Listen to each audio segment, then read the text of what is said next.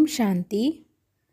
आज हम बात करेंगे परब्रह्म के बारे में, अपरब्रह्म के बारे में, ब्रह्म तत्व के बारे में और ब्रह्मलोक के बारे में। हम बात करेंगे ब्रह्मा के बारे में, ब्रह्ममुहूर्त के बारे में, ब्राह्मण और ब्रह्मांड के बारे में। ये सब जानने के लिए साधक को ब्रह्म तत्व के बारे में विस्तार से जानना जरूरी है। परमपिता शिव परमात्मा के निवास स्थान को परम धाम कहते हैं।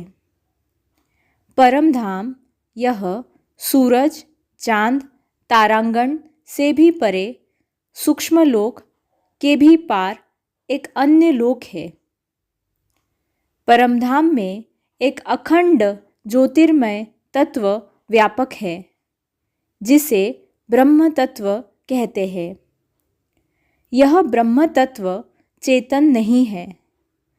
परमधाम में एक ही तत्व ब्रह्म तत्व रहने से परमधाम को ब्रह्मलोक भी कहते हैं। तो सरल भाषा में परमपिता शिव परमात्मा के निवासस्थान को ही ब्रह्मलोक कहते हैं। ब्रह्मलोक में एक अखंड ज्योतिर्मय तत्व व्यापक है, जिसे ब्रह्म तत्व कहते हैं। ब्रह्मलोक में न संकल्प है, न वचन है और न कर्म है। ब्रह्मलोक यह शिव परमात्मा का और सभी आत्माओं का स्वदेश है। शांति और पवित्रता यह ब्रह्मलोक की विशेषताएं है।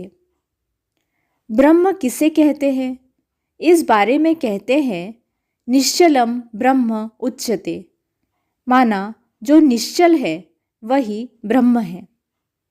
ब्रह्म माना जो सदा निश्चल है, चेष्टा करके भी जिसे कोई चंचल नहीं कर सकता। ब्रह्म माना जो निर्मल है, सदा अपरिवर्तनीय है, जहाँ कोई बाधा नहीं। स्थूल सूर्य न रहने के कारण ब्रह्मलोक में दिन और रात भी नहीं होती।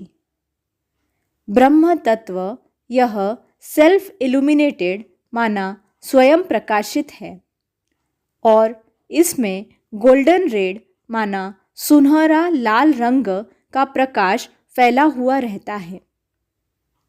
ब्रह्म तत्व यह सत, रज और तम गुणों से न्यारा है। इसलिए ब्रह्म तत्व को परम तत्व या महातत्व भी कहते हैं। ब्रह्म यह चेतन नहीं परंतु एक तत्व है। ब्रह्मलोक यह पावन आत्माओं की दुनिया है। ब्रह्म तत्व के अंश मात्र ही में ज्योतिर्बिंदु आत्माएं मुक्ति की अवस्था में रहती है। उन सभी के ऊपर सदा मुक्त परम चैतन्य परम ज्योति रूप शिव परमात्मा का निवास स्थान है। ब्रह्म तत्व में सभी से ऊंचा स्थान रहने के कारण शिव पिता को परब्रह्म कहते हैं। ब्रह्मलोक में प्रवेश सिर्फ पावन आत्माओं को ही मिलता है। मनुष्य लोक में रहते हुए जो आत्माएं ज्ञान योग का अभ्यास कर मुक्ति जीवन मुक्ति के लिए पावन सतोप्रधान बनने का अभ्यास करती है, उन्हें ब्राह्मण कहते हैं। कलयुग के अंत में संगम युग में जिस आत्मा के तन में प्रवेश करके परमपिता शिव परमात्मा सतयुगी सृष्टि की स्थापना करते हैं, उस आत्मा को प्रजापिता ब्रह्मा कहते हैं। सुबह 2 बजे से 5 बजे तक का समय योग साधना के लिए श्रेष्ठ समय रहता है। इसे ब्रह्म मुहूर्त कहते हैं। हम जहाँ रहते हैं उस लोक को मनुष्य लोक, मृत्यु लोक या साकार लोक भी कहते हैं। मनुष्य लोक में आत्माएं शरीर धारण करती है और कर्म करती है।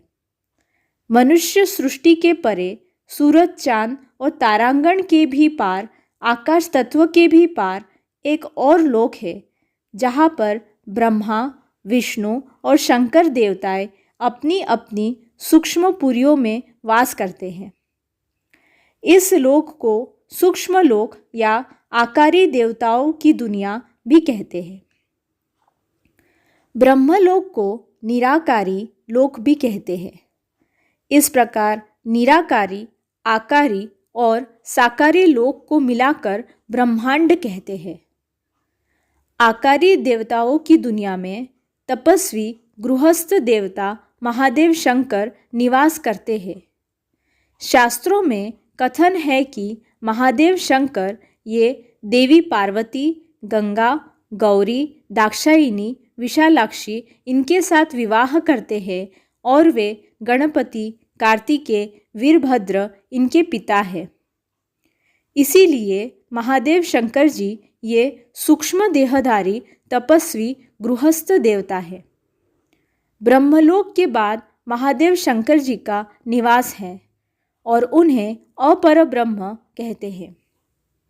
निराकार शिव परमात्मा ये ब्रह्मा, विष्णु, शंकर के रचयिता है, इसीलिए उन्हें त्रिमूर्ति कहते हैं।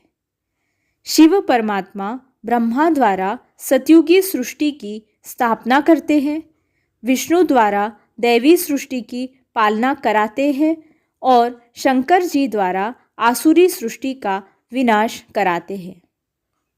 ओम शांति।